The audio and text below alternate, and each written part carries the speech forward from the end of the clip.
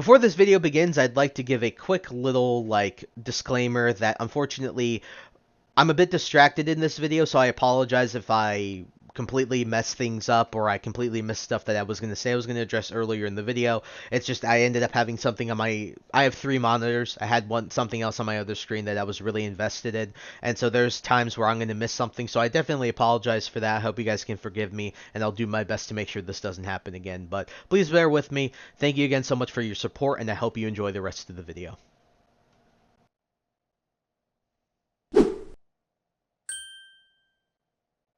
What is up, people? It is MewMonster58 and welcome back to another video review. Today we are going to be taking a look at the Transformers Legacy United Voyager class Cybertron universe Vector Prime. Vector Prime being a very iconic character from the Unicron trilogy and also an iconic character in general in Transformers, in my opinion, as being like a Prime that's not Optimus Prime and a named character in addition to just being like, I don't know, just like on that level of being a Prime and not actually like being Optimus Prime, I think has always been a real soft spot for a lot of Transformers fans. Like when they released, I believe it was Nova Prime, when they did that retool of Galaxy Upgrade or Cybertron Prime. I know that guy was sold out immediately. So really, really nice to see this guy, and I knew when he was announced this was the figure I had to have. So taking a quick look at the box here, you can see the very nice artwork there of Vector Prime. You can see the Transformers Cybertron Universe Vector Prime right there, Legacy United,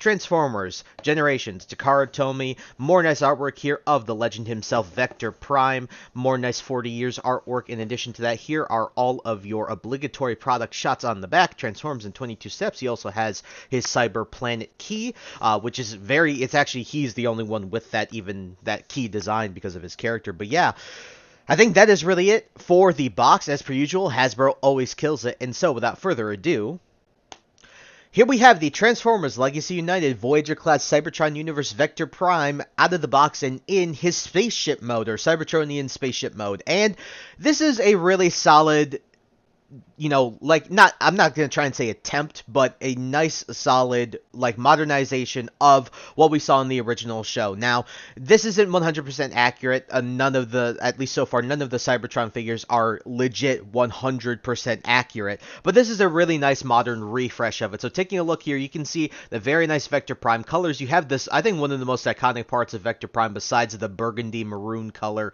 is this teal, like this metallic teal color, which you can see across this entire figure. And by the way, I know I didn't mention this at the beginning, this is a G-Axis remold and retool. I know that a lot of people, as soon as they saw it, they said that it was going to be reworked and retooled into Vector Prime, and lo and behold, it has. Taking a look here, though, you can see more of the nice burgundy, more of this gold as well. This is, I also think, iconic. Now, this is what are going to become his legs. I think definitely these should have been gears, because a lot of Vector Prime's, character in the show was defined by the fact that he could control time, and that was through gears, right? Time gears.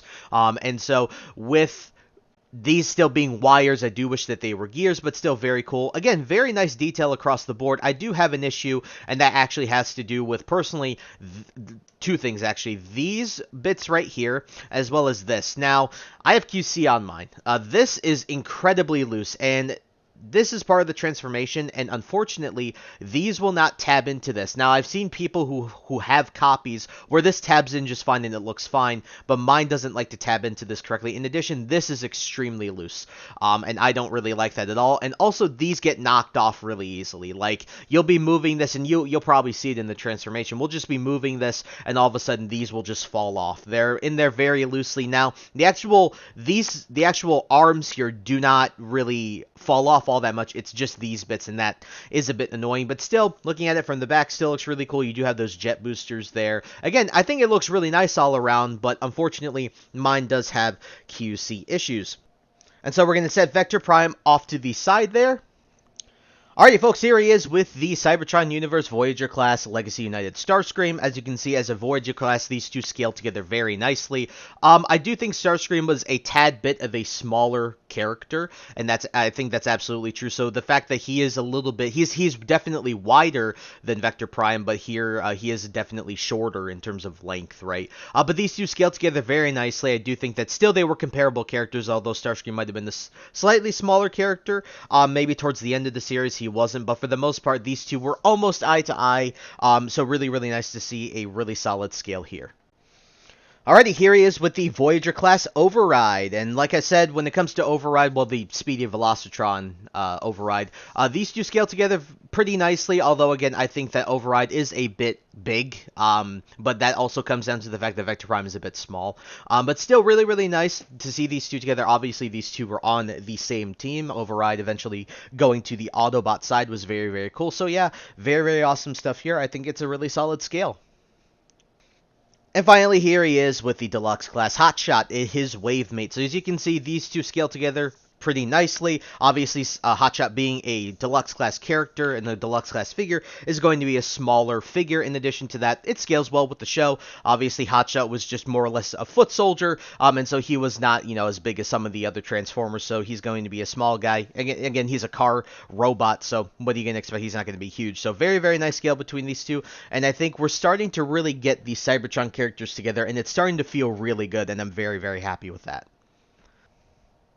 Alrighty, folks, now it's time to get into the transformation, and kind of like I did with the last time, like I said, even though you guys have probably seen G-Axis's transformation several times already, at the same time, in other reviews, I would like to show it because there is a slight difference. I mean, it's a very extreme, it's an extremely minor difference, excuse me, but the fact that there is one is definitely there. Now, first thing we're going to do here is remove the sword. Now, I'll show this off more in robot mode because I don't want to show it right now because I think it doesn't do it justice if you show it now. So we're going to unpeg these. First thing I also like to do, you're going to unpeg the legs here because they're tabbed in there, and then you can just rotate this section up, and then we'll sort of get these out of the way like so. What I recommend you do is rotate that around and take the arms, unpeg those, and accordion them up. Fold them both out like so. Fold what will be the chest down, and then you're going to unfold this, rotate this around, and then you can pull the head out. Then you're going to rotate the entire waist, and then just accordion these. So split this, rotate the wings up like so into the legs to fill those up. Then you're going to untab the feet, fold the foot out, accordion this down, and this will just nicely tab into place. Do the same thing here. That, rotate fold the foot out, rotate this down, put that in place. And then we are going to, now the way you position these is completely up to you. It's just personal preference. I've been seeing people do this. They kind of rotate them like this, fold them down like that so that you get sort of that coat feel, because Vector Prime doesn't have his massive backpack like he did initially. And so it's really nice to be able to try to be able to recreate that with this, like these wing bits here. But then take these, you can fold the fists out like this. Sorry, these are a bit hard. You gotta get your fingernails in there like that. Fold out the shoulder pads. Again, fold this out as well. Then rotate the hand out. Then do a little bit of this. Now, he's falling over a little bit there, but ladies and gentlemen, here we have the Transformers Legacy United Voyager class Vector Prime in his very, very cool robot mode. And guys, I can say without a shadow of a doubt, this is an incredible, reimagination of the amazing Vector Prime character that we got in Transformers Cybertron. As you can see, although not 100% accurate, this is it's such a faithful recreation, and it keeps what made the character iconic in the show in this figure, and I really absolutely love how that is the case. It just looks fantastic, and I'm really, really happy with it. So taking a look at the details, you can see the head sculpt is glorious, that nice red paint for the eyes, even though he was definitely on the Autobot side. Definitely the nice teal on the face as well. For the main part of the face, you have the gray, the gold crest, as well as that burgundy part of the top of his essentially helmet head going down here. Now, here's an accessory I will show. So, when it comes to the Cyber Key, it is this gear style key, which is really, really cool. And what you can do is to simulate it, because in the original show, he essentially had his Cyber Key port in his chest. And so what they did to recreate that is you do have two tabs here on either side of the Cyber Key, and then you can just peg those into the two slots right there, and that is really cool. So you can simulate that. But if we remove this, you can see that his chest is really cool. This is very iconic. One thing iconic about Vector Prime is he had this sort of center, burgundy part of his chest, which is really, really awesome. Coming down here to the other details, you can see The gold is really nice. All the details are fantastic. It looks really, really solid. Although that this isn't quite accurate, there should be a bit more gold here. The feet should also look a bit different, but overall, really awesome. Coming back here to the top, you can see the nice teal here on the shoulders, the gold as well. Again, just extremely nice. And yeah, he does have a backpack, but if you look at the original show, the backpack, in my opinion, was infinitely worse in terms of how large it was. It covered his entire back. Essentially, if you look at the transformation of Vector Prime, this whole front of his ship would transform and become his back. So I definitely recommend you guys go and look at Vector Prime's transformation in the show, because that's how big his backpack actually was. So really, really cool stuff here. Very, very happy to show that. And because I did show the cyber key off, we're also going to show the sword off. Now, it's not 100% accurate. The whole blade itself should be silver, and the hilt should be much different. But very cool. Now, you have this extra joint. I'm not exactly sure why there's this extra joint, but I guess it does help with some posing. In addition to that, very easy. You can just peg this into his hand like so. Very, very cool there. So we can just do this as well. You can peg that in. But the other cool thing you can do is when it comes to the sword, you actually have, well, he's going to fall over there. And yeah, you can see that this part already fell out. Come on. Peg back. There we go. Peg that guy back in. You can see on the sword you do actually have tabs. So, figuratively, you have a 5mm port there, and then you have the 5mm port there. You can actually peg the cyber key onto the sword, which is really freaking cool. Like, I mean, it's a nice extra storage thing, and sure, a lot of people probably are just going to keep it in the chest like I am, but for the most part, the fact that they added that in at all, period, is a really nice touch. So, very nice robot mode for Vector Prime. Like, it's really, really cool, and I think they did a fantastic job with it. So we're going to do some comparisons, setting Mr. Vector Prime himself off to the side there. Alrighty, folks, here he is with Starscream. As you can see, this is where I think these scale really nicely. The one thing you'll notice is that Starscream is about, like, half a head-ish shorter than Vector Prime. And I think this works out really, really well. Now, you guys might be wondering, I didn't mention this earlier, why I don't have G-Axis out. I didn't care to buy G-Axis. I'll be honest with you, I saw him, I didn't have any connection to the character, so I never bought him, never cared to, so my apologies for not making that clear at the beginning of the review, but I do not have him. The only thing I do know is the major difference between this and G-Axis is, besides everything else, is when you come to the transformation, that little twist on the nose, when you do that nose twist for the chest part, that is completely different when it comes to this versus G-Axis in the transformation, but that's the only change here. I probably put it in text already, but I wanted to also say that just in case you guys were like, oh, you know, or if I even forget, right? I might forget to do that. But yeah, these two scale very, very nicely together. Starscream always was able to hold a candle to Vector Prime in terms of his height and everything like that. He was able to give Vector Prime a couple good wallops in the show, so very, very nice to see them almost eye to eye. Alrighty, here is the man with Override. As you can see, these two scale very nicely together as well. Override being a smaller character and essentially a car robot. Very, very nice to see that this is how they would scale pretty much with one another. So, very, very happy to see this, and I cannot wait to get more Cybertron characters. And finally, here he is with the Cybertron Universe Deluxe class. Hotshot from Legacy United, his Wavemate. These two look great together. Very, very happy to have these two together, and I think they look absolutely fantastic with one another. Again, Hotshot being a carbot, this is about how he should scale with someone like Vector Prime, who is Optimus Prime's size.